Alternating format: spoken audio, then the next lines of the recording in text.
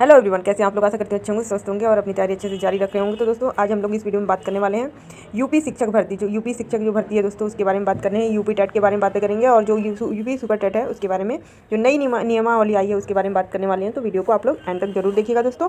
और आप लोग चैनल पर नए हैं तो आप लोग प्लीज़ सब्सक्राइब कर लीजिएगा चैनल को, बिकॉज जो भी नई अपडेट्स आती रहेंगी मैं आप लोग को पहुँचाती रहूँगी। ओके, तो चलिए इस वीडियो को स्टार्ट करते हैं बिना किसी देरी के, क्योंकि जो उत्तर प्रदेश अशासकीय सहायता प्राप्त माध्यमिक विद्यालय, उसमें अध्यापकों की भर्ती के लिए नई जो सेवा शर्तें हैं, नई नियमावली जो है जारी कर दिया गया है उत्तर प्रदेश के द्वारा।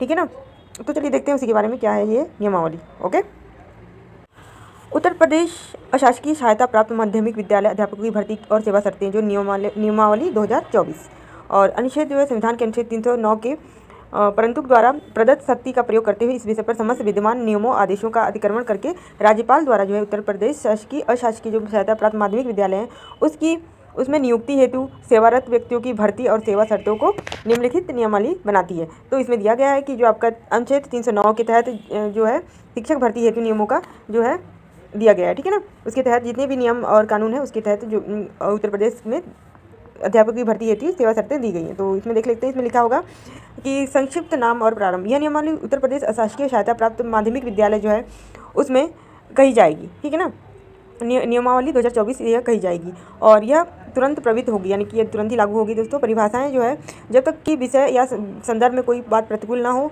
इस नियमावली में नियुक्ति प्राधिकारी, भारत का नागरिक अधिनियम परिषद, आयोग, राज्यपाल, निदेशक, अपर शिक्षा निदेशक और संविधान का तात्पर्य भारत का संविधान से है, सरकार का जो तात्पर्य उत्तर प्रदेश राज्य के सरकार से है। ठीक है ना, तो ये सारी चीज़ें जो दी गई है उसी के अनुकूल ही रहने वाली है नियमावली। ओके, और मौलिक नियुक्ति की बात करें दोस्तों, मौलिक इसमें पूरा डिटेल दिया हुआ कि किस तरीके से जो है आपका अधिनियम है। अधिनियम इंटरमीडिएट शिक्षा अधिनियम 1921 के तहत है और परिषद से तात्पर्य है कि अधिनियम धारा 3 के तहत गठित माध्यमिक शिक्षा परिषद से है। ओके, और निदेशक मतलब है शिक्षा निदेशक माध्यमिक से है। तो ये पूरी डिटेल दी गई है उसके संबंध में, इसके संबंध में जो आपकी भर्ती आने वाली है अध्यापकों की भर्ती और सेवा शर्तों के संबंध में दिया गया जानकारी। ठीक है ना, और वही बात करें कि जो है मौलिक नियुक्ति का तात्पर्य अध्यापक की किसी पद नियमों के चयन बोर्ड के द्वारा जो नियुक्ति है उससे है, और नियुक्ति जो कि तदर्थ नियुक्ति नहीं है। यदि इसके लिए निर्धारित प्रक्रिया के अनुसार कोई नियम नहीं है तो सरकार द्वारा जारी किए गए कार्यकारी जो निर्देश है अनुदेश है उसमें विहित प्रक्रिया के अनुसार हो गई है। भर्ती का वर्ष का मतलब तात्पर्य है कि जो कैलेंडर का एक कैलेंडर वर्ष के लिए जुलाई के पहले दिन से शुरू होने वाली 12 मास की अवधि से है। नागरिकों के अन्य पिछड़े वर्गों का तात्पर्य समय समय पर यथा संशोधित उक्त लोक सेवा अधिनियम की अनुसूची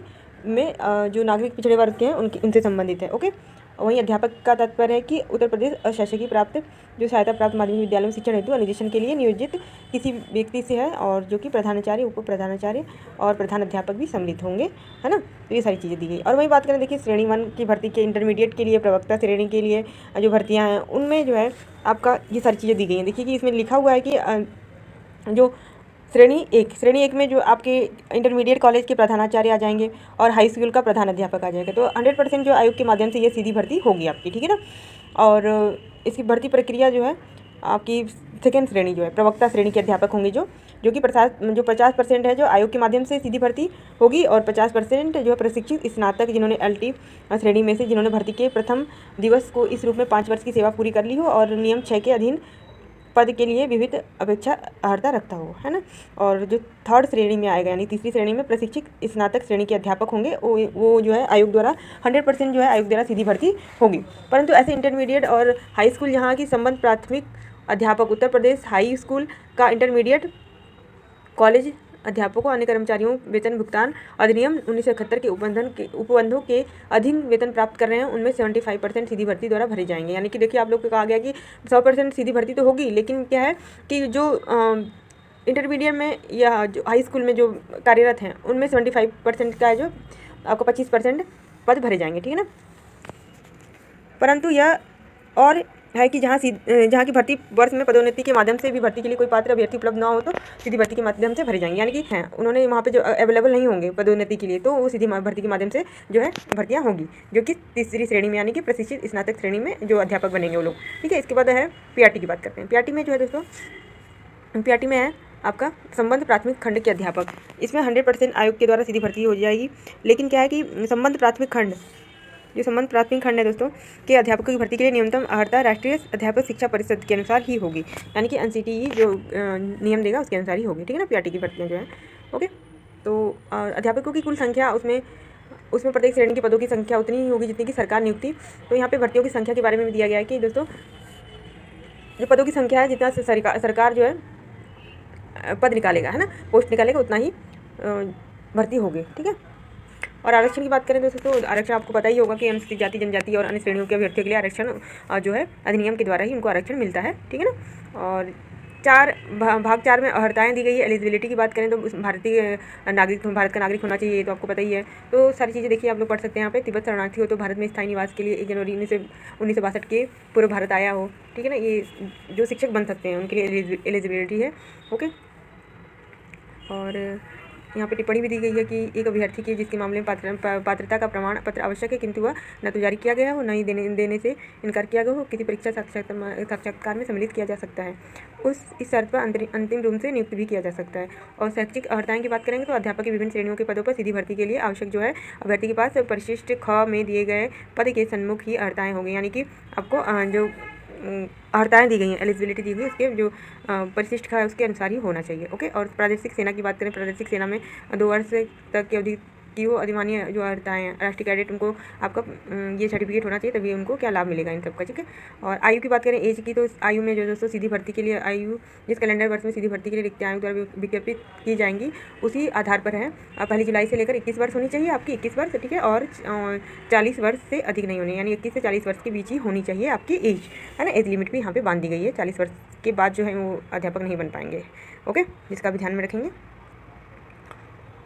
और सारी चीज़ें तो आप लोग को नॉर्मली दे रखी हैं, आप लोग इसको अच्छे से पढ़ सकते हैं दोस्तों, ठीक है।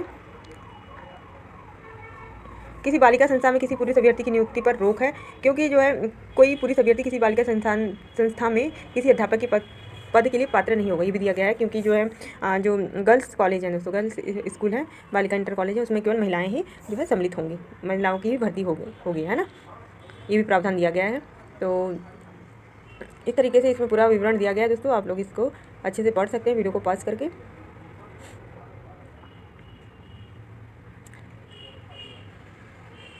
और आयोग किसी इंटरमीडिएट कॉलेज के प्रधानाचार्य, हाई स्कूल के प्रधानाध्यापक पद के लिए लिखित परीक्षा साक्षात्कार आयोजित करेगा। और 10% जो है, देखिए इसमें ये भी दिया गया है कि साक्षात्कार में प्रत्येक अभ्यर्थी को दिए गए अंकों का 10% आपको मिलेगा और लिखित परीक्षा में प्राप्त अंकों का 90% जो है जोड़ दिया जाएगा, ठीक है। आपका साक्षात्कार तो 10% उसका मिलेगा और 90% जो है लिखित अपने जो रिटर्न एग्जाम दिया उसका होगा। और यहाँ पे ये भी दिया गया दोस्तों कि यदि 2 या उससे अधिक अभ्यर्थी समान अंक प्राप्त करते हैं तो आयु में ज्येष्ठ अभ्यर्थी को ही नाम में उचित स्थान दिया जाएगा। तो यहाँ पे थोड़ा सा एज का भी है दोस्तों, जिनकी एज बड़ी होगी, अगर उन्होंने सेम मतलब एक बंदे की अगर मान लिया जाए ए और बी है, ठीक है ना, इसकी अगर ए की एज जो है 40 हो गई और बी की 39, है ना, इन दोनों ने सेम नंबर है, यानी कि जैसे कि इसने 100 और इसने 100 नंबर पाया है, तो यहाँ पे जो बड़ा वाला कैंडिडेट है, यानी कि जो जिसकी एज बड़ी है उसको ही लिया जाएगा, ओके। इसका भी ध्यान रखिएगा आप लोग, बाद में ये मत पूछिएगा कि मेरा नंबर ज़्यादा आया तो मेरा सिलेक्शन क्यों नहीं हुआ, ये वो, है ना। और जो प्रमोशन की बात की दोस्तों, प्रमोशन जो है ये देखिए, प्रमोशन के लिए बहुत सारे पद हैं, जो कि प्रशिक्षित स्नातक श्रेणी, अध्यापक विज्ञान, गणित, अंग्रेजी, उर्दू, फारसी, है ना, ये सारी चीज़ें जो हैं दी गई हैं इस नियमावली में।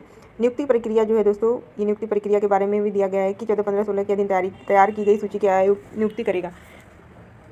और वेतन की बात करें दोस्तों, वेतन बहुत इंपॉर्टेंट है। तो आपका जो है पेमेंट कितनी होगी, तो 12 रुपये, लेवल 12 आप कहेंगे क्या, लेवल 12 है दोस्तों।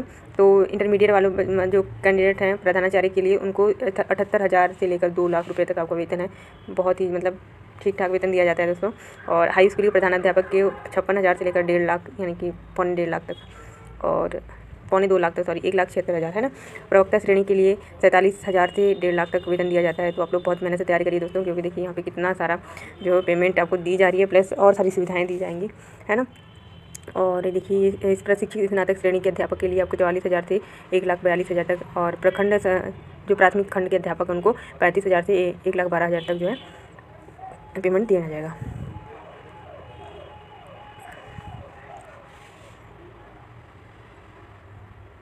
तो ये थी दोस्तों पूरा नियमावली जो कि मैंने आपको बता दिया है। और भी चीज़ें कोई भी क्वेरी होगी तो दोस्तों आप लोग जरूर पूछिएगा कमेंट सेक्शन में। और वीडियो को यहीं पे एंड करते हैं, ठीक है। और आप लोग कह रहे होंगे कि यूपी टेट और सुपर टेट दोस्तों, यूपी टेट और सुपर टेट आपका, क्योंकि शिक्षा चयन आयोग का गठन तो हो गया है और वहाँ पे जो है काम भी चल रहा है, तो जल्द ही जो है यूपी टेट आपको देखने को मिल सकता है और सुपर टेट देखने को मिल सकता है। तो अपनी तैयारी जो दोस्तों 3-4 महीने जो अच्छे से तैयारी लीजिए, आपको जो है जुलाई में आपको देखने को मिल जाएगा पेपर, है ना। यूपी टेट सुपर टेट आपका जुलाई में, आपका 7 तारीख को आपका सी टेट का भी पेपर है, तो अच्छे से तैयारी करते रहिए। और बीच में आपको 2-3 महीने का टाइम बहुत ही अच्छा मिल गया है, सुनहरा मौका मिल गया है आपको, है ना। तो वीडियो को यहीं पे एंड करते हैं, मिलते हैं नेक्स्ट वीडियो में। ऐसी जानकारी के लिए आप लोग मेरे चैनल को सब्सक्राइब कर सकते हैं और जो भी क्वेरी होगी दोस्तों आप लोग कमेंट सेक्शन में जरूर पूछिएगा। ओके।